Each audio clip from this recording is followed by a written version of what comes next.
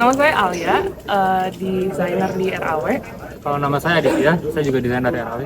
Oke, kalau dari saya sendiri, eh, kebetulan saya terlibatnya juga sedikit aja ya di project ini. Maksudnya dihitung kalau misalnya teman-teman yang lain itu terlibat sampai 2 tahun, kalau saya cuma sedikit banget. Itu pertama, saya waktu itu baru masuk, dan itu Karich ngajak saya buat initial planning buat landscape gitu. Jadi waktu itu bener-bener saya baru masuk, terus langsung diajarin langsung sama Karich tentang landscape di Mohogo ini yang menghadap ke barat, terus gimana strateginya supaya kita nanam-nanam pohon di depan untuk jadi barrier dari panas matahari gitu. Dan kalau misalkan saya sendiri juga karena tidak terlibat dalam fase construction-nya, tapi begitu datang ke sini dengan ngelihat segala macam detailsnya dan dengar cerita dari teman-teman, itu belajar hal banyak banget karena tahu project Hugo ini, project Umpar ini itu project di mana tim RAW itu melakukan banyak eksplorasi terhadap detail konstruksi. Jadi banyak hal yang baru yang dicoba, dan kita juga di project-project lain jadinya menjadikan ini sebagai kayak pembelajaran gitu untuk referensi kita saat mendesain di kedepannya kayak gitu. Oke, kalau dari saya juga masuk setelah proyek udah selesai juga ya. Jadi bener-bener nggak ikut selama proses desain dan konstruksi, tapi saya dapat kesempatan untuk belajar waktu proses analitik, which is agak towards the end sampai open house ya. Jadi setelah tahu konteksnya, barat ya ternyata sangat frontal dengan bangunannya. Sangat appreciate dengan strategi-strategi yang ternyata sudah di-apply ya, dan juga sangat membantu untuk cool down the temperature di dalam. Juga mungkin juga bisa reflect dari foto-foto yang sebelumnya yang saya lihat, yang mungkin dari foto-foto konstruksi juga waktu pohon-pohon masih kecil, tanaman-tanaman belum terlalu banyak. Nah sekarang datang ke sini untuk pertama kali dengan tanamannya yang sudah lumayan besar dan tanamannya juga akan bertambah. Jadi lumayan excited ya dengan ternyata strategi kita yang kita analyze dan juga kita apply ke sini tuh ternyata lumayan bekerja. Jadi ya menurut saya sangat successful. Oke, thank you. Halo, nama aku Haikal. Aku dulu intermediate associate designer di RAW, sekarang di strategic and analytic part time. Rumah Hugo, saya kebetulan waktu itu beberapa kali melihat proses tim yang terlibat dalam proyek Rumah Hugo. Rumah Hugo salah satu proyek yang lumayan eye-catching untuk desainer-desainer di RAW, soalnya selain banyak desain integrasi yang beda dari proyek lain, cerita dari kliennya yang lumayan penting dalam proses desainnya, dan juga banyak eksplorasi desain yang dilakukan RAW di proyek ini. Melihat bagaimana hasil-hasil proses tersebut menjadi bangunan yang sudah jadi, rumah Hugo yang sudah di rumah Umpar yang sudah jadi ini, memperlihatkan banyaknya cerita dan juga struggle dan juga sukses yang dilakukan buat dari arsiteknya dan juga dari kliennya. Saya sih merasa saat melihat rumah Hugo bisa melihat bagaimana desain itu sangat fleksibel, sangat bisa diperbicarakan dengan berbagai banyak pihak, dan juga conversation, banyaknya decision, banyak sekali decision yang bisa tumbuh dari diskusi-diskusi. Jadi tidak harus tahu dari awal, tetapi harus dijalankan, dan selagi berjalan solusinya bisa akan muncul dengan sendirinya. Fase-fase yang unik, bagaimana bangunannya juga mencoba untuk meng-approach bioclimatic di konteks Bintaro ini, dan juga banyaknya konsep lain yang coba diterapkan, itu membawa lumayan banyak diskursus dan diskurs yang menarik untuk arsitektur seperti itu. Halo, perkenalkan saya Meizan, saya dari RAW. Saya di Project Leader Sofia, tim konseptual basis di RAW. Hal yang menurut saya menarik di rumah ini adalah sebenarnya saya nggak terlalu in charge untuk project ini, karena pas saya masuk memang project ini lagi ongoing dan lagi proses under construction. Tapi saya juga mungkin sedikit terlibat di landscape di tahap pertama kemarin, dan lumayan amazed sih, karena waktu itu juga pas dalam konseptual untuk bantu-bantu tim Phonesis untuk desainnya itu, saya nggak nyangka kalau rumahnya bakal jadi seperti ini gitu. Jadi kayak feel-nya dapat, open plan dan tension compression yang sering Karis bilang di teori tentang abstraksi yang sering dicekokin kita di teori konseptual itu ternyata berasa gitu. Jadi kayak saya merasakan feeling itu di sini gitu. Jadi kayak konseptual yang saya alami juga, yang saya dapatkan dengan Karis ternyata terimplement di rumah ini.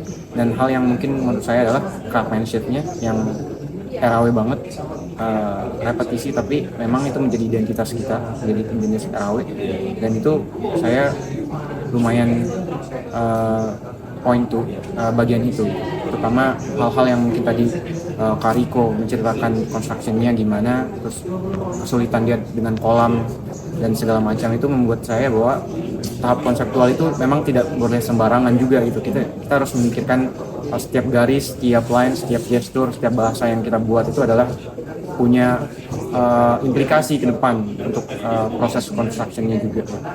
Kurang lebih seperti itu. Halo, aku Rofi, ada Asep dan Miftah. Kita dulu di RAW mungkin angkatan awal 2010-an. Selamat buat Kak Rich dan RAW, DOT, nomor juga atas open house-nya, juga klien. Mungkin kalau aku sih cuma melihatnya dari keterbukaan sebuah biro terhadap proyek yang bekerja bersama klien, karyanya gitu untuk dibagikan dan dijadikan wadah untuk berdiskusi. Itu sesuatu yang tadi saya bilang membuka ekosistem yang positif gitu. Jadi banget bisa ketemu dan bisa saling berbincang yang di achievement harian. Kita Asep bisa.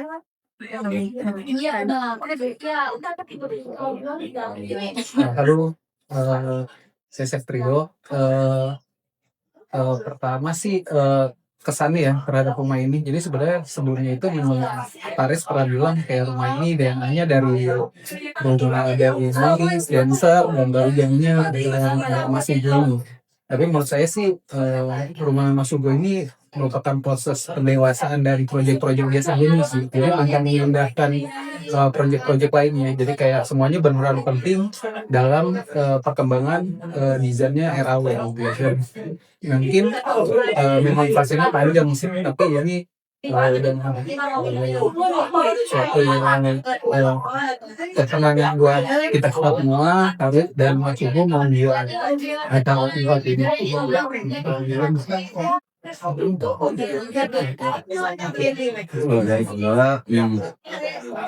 Mungkin tadi seperti yang dijelasin ya sama Ars dan tim, mungkin yang paling ngerasa dari sebelumnya, dan mungkin gue juga baru menyadari sekarang juga kayak bener bahwa landscape kayaknya salah satu elemen yang dari dulu tuh hilang gitu. Maksudnya nggak jadi perhatian yang terlalu gimana gitu, project selalu ya udah ada gitu, tapi nggak dipikirin sedalam itu. Mungkin di project ini gue ngelihat entah kenapa bangunannya jadi lebih menyatu gitu sama alam dan lebih masuk. Jadi apa yang gue bilang itu konsepnya menurut gue dengan ada landscape lebih ya gitu, dan terlihat jadi lebih dewasa juga gitu. Karena kan dari dulu Karis bilang selalu ngomongin flow udara dan segala macamnya ya. Tapi kan kalau ngeliat bangunannya kita ngerasa selalu dingin. Kayak ternyata ya mungkin itu ya landscape bukan hasilnya segitu antingnya sih, dan ini kontrol dari dewasa. Thank you, kasih banyak. Oke. Halo, saya Ali. Saya dulu alumni RAW, dulu masuk tahun 2015.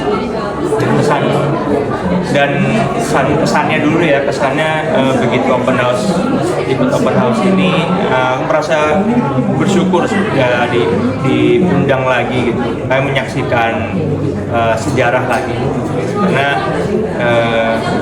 ya yang seperti Karits bilang, ini sebuah legasinya RAW sekaligus legasinya owner sendiri. Jadi ada ekosistem yang mencoba beliau buat lah apa namanya di arsitekturnya gitu. Jadi dari awal aku masuk itu juga ada proyek-proyek yang tipikalnya semacam ini gitu. Maksudnya tadi itu ada kita bisa melihat balik bagaimana pendekatan itu terus dilakukan ketika studio itu tahu kalau itu tuh berhasil atau itu tuh kita rasa benar gitu ya. Ya itu kebenaran itu terus ditampilkan gitu di sini sambil nanti ada sentuhan-sentuhan yang cukup personal gitu ya. Sampai akhirnya studionya sendiri juga berkembang sampai ngebikin landscape segala macam itu. Ya itu sih merasa jadi bagian dari sejarah, jadi senang aja. Halo, saya Timbul, join di 2019 sampai 2025. Buat proyek ini lumayan panjang, jadi banyak orang yang terlibat juga. Saya sendiri terlibatnya di finishing dulu, jadi QC finishing, banyak yang terlibat, banyak cerita menarik. Overall menurut saya pengalamannya lumayan berharga dan learning curve buat teman-teman juga banyak ya. Jadi karakteristiknya biasanya di RAW project-projectnya itu jadi contoh ya untuk satu sama lain. Jadi mungkin di proyek ini juga banyak lawan merupakan dari para craftsman yang dari proyek-proyek sebelumnya diterapin di sini. Jadi semakin lama itu semakin berkembang dan mungkin bisa dibilang lebih efisien along the way. Jadi dari saya sih thank you untuk udah terlibat di proyeknya, banyak pengalaman, banyak hal yang baik juga. Itu sih. Saya Adlin, masuk RAW dari 2022 sampai 2024. Kebetulan di proyek rumah kumparan ini saya ikut di stage konseptual khususnya di interior.